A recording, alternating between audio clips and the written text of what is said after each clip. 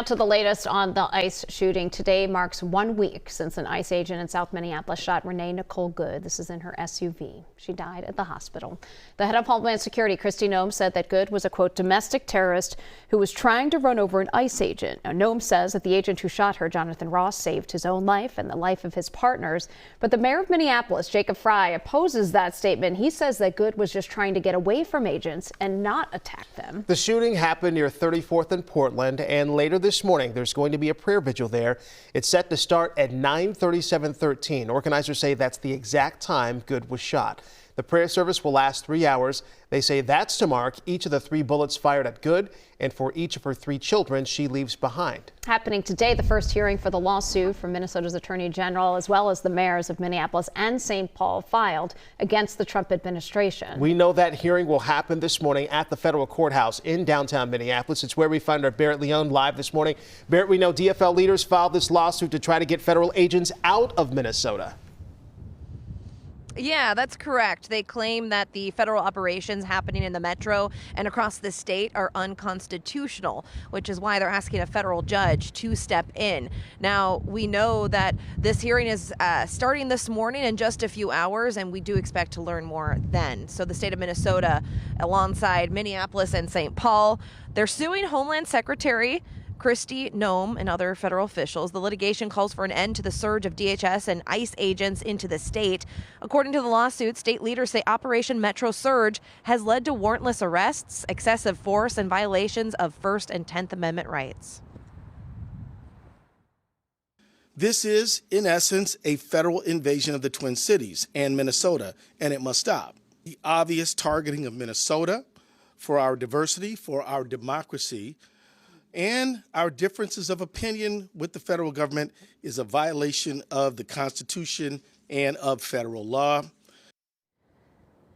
This lawsuit comes as Homeland Security, confirms more than 2,000 arrests since the start of Operation Metro Surge, which began in December. In a statement to our newsroom, DHS Assistant Secretary Tricia McLaughlin says, in part, quote, "This is a baseless lawsuit, and we look forward to proving that in court." Some Minnesota House Republicans also calling out this lawsuit, calling it a waste of resources. This hearing is expected to begin at 8:30 this morning. Of course, we will be there and bring you the very latest as we learn it. Sure will. All right, Barrett, thank you. 6:04 is your time. Let's get to the live desk. Maria Lisignoli joining us now because, Maria, you're following a major shakeup in the U.S. Attorney's Office. Yes, several top prosecutors resigned, including the point man on fraud, Joe Thompson. He and 5 others, including the head of the office's criminal division, Harry Jacobs, all stepped down from their posts. These longtime public servants have not said why they're stepping down, but we can confirm they were asked to investigate the shooting death of Renee Nicole Good. Now, you might not know their names, but you're likely to recognize the faces of some of these prosecutors, especially Joe Thompson. He's the man at the podium here, speaking as he has several times over the last few years as the acting U.S. attorney and the first assistant U.S. attorney. Thompson was the point man on all things fraud, but he also led the federal investigations into the assassination of Speaker Emerita Melissa Hortman and the shooting at Annunciation Church, among many other high-profile cases. Doug Kelly, a former federal prosecutor, called this a very dark day for Minnesota. There has been just a real tradition in Minnesota that the United States Attorney's Office maintains its independence and calls the shots based on what it believes is correct. And I think today this does tremendous harm to that tradition.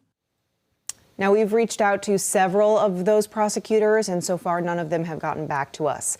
The current U.S. Attorney for Minnesota, Daniel Rosen, also declined to comment. All right, Maria at the live desk this morning, thank you. Now, the Trump administration likely will not investigate the shooting for any civil rights violations. The Justice Department said yesterday there's no basis for a civil rights probe. Federal officials have said Renee Good was using her SUV as a weapon, and the ICE officer acted in self-defense when he shot her. Now, on social media yesterday, President Trump defended federal operations on immigration and fraud, saying, quote, "Fear not, great people of Minnesota. The day of reckoning and retribution is coming," end quote. And in an exclusive interview with CBS Evening News, the president addressed last week's deadly ICE shooting. I've got an important question about the situation in Minnesota, the death of Renee Nicole Good. I've been speaking to her father, who is a big supporter of yours, like many Americans are. But he's heartbroken right now. I can understand that. He's heartbroken because his daughter is dead. That's obvious. He's also heartbroken because your administration so quickly has come out and said she's a domestic terrorist.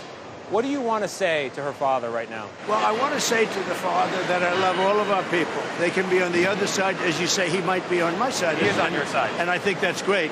And I do. I think it's great. And I would bet you that she, under normal circumstances, was a very solid, wonderful person. But, you know, her actions were pretty tough. I mean, I've seen it many ways and many different shapes and forms. But the bottom line is, look, we have hundreds of thousands of murderers in our countries, killers. ICE is trying to get them out. They were let in through an open border policy of Sleepy Joe Biden. ICE is working very hard to get them out. Their job is being made very, very difficult. And, you know, when you look at that tape, it can be viewed two ways, I guess. But when you look at the way that car was pulled away, there are a couple of versions of that tape that are very, very bad.